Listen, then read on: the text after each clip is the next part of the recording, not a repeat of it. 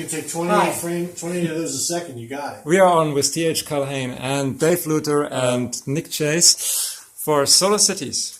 Yeah, hi, I'm T.H. Culhane with Solar Cities. I'm Dave Luter for Solar Cities. We're in Dave's lab, and as usual, wonderful things are happening here. We got our GEC 4 gasifier that Dave is cleaning out and revivifying, bringing back to life. Amazing stuff going on.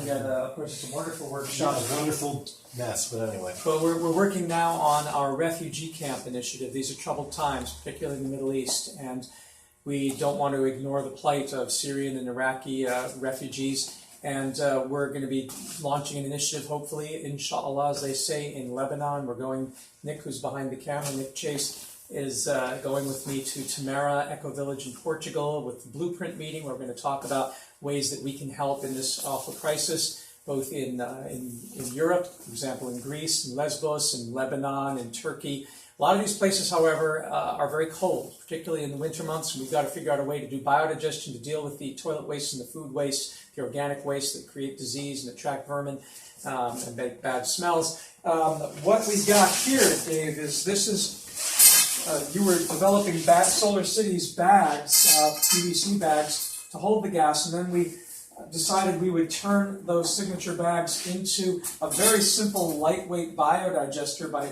simply putting 2 sleeves, one on either end, so that a PVC rigid pipe could go in for the feed pipe.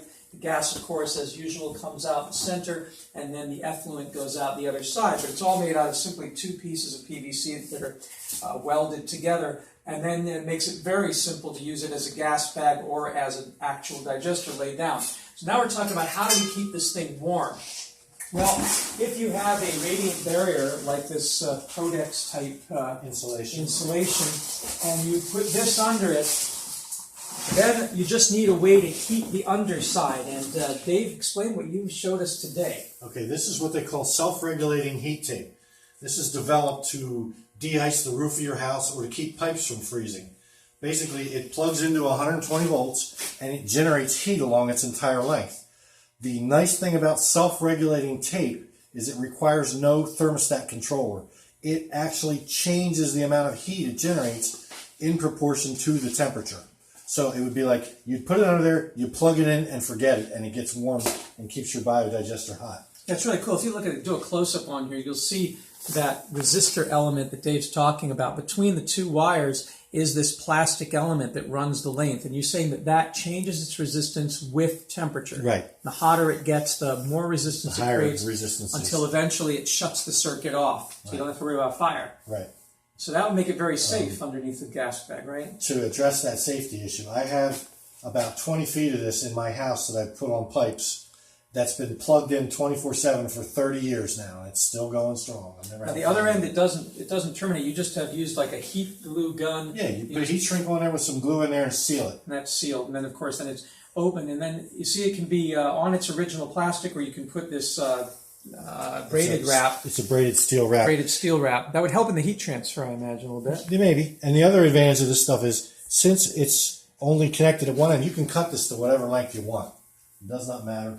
Just be very careful you don't short circuit it by having those 2 ends on the other side. Cut it when it's not plugged in. I thought that was obvious. And to make sure they don't touch it once it's cut. Right. Right. So we just take this is AC. There are already possible DC versions, 12 and 24 volt, which Right. could be powered by photovoltaics. But here, if you have an AC source, we would put a real plug on there. Yeah, for sure. So I've just plugged it in, and let's see how long it takes. We can begin to feel the heat. Hot lips. I'm feeling it now. Yep. I'm feeling it now. And so imagine that this could easily be coiled, right? You could lay it in a coil. I would want to try and lay it so it's the flat side facing against the bag rather than on its edge. Okay. And then twist it around and snake it around. Go underneath. So this could be underneath the bag. Yeah, you could do something like this. Just zigzag it around like that. It's like an electric blanket, but yeah, now it's nice. It's actually getting up to body temperature, and that's where you want your digester.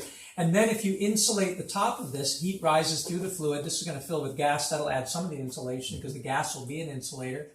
And then, put blankets or something. I could see in a refugee camp just covering this in sheepskin blankets or sheep wool blankets. And so that'd be a very simple thing. We just lay down this lay this down, the radiant heat barrier, put this underneath. Yeah, you can unplug it. Yeah, it is nice and warm. Oh yeah, it's gonna get hot. It's gonna get hot. So we lay this down underneath like, Right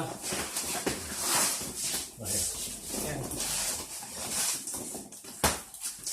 So get the appropriate length of it, right? But even you could do something like that, right? here. Yeah, and you can also cross this tape on itself. That You won't can hurt cross it. Okay, that's good to know.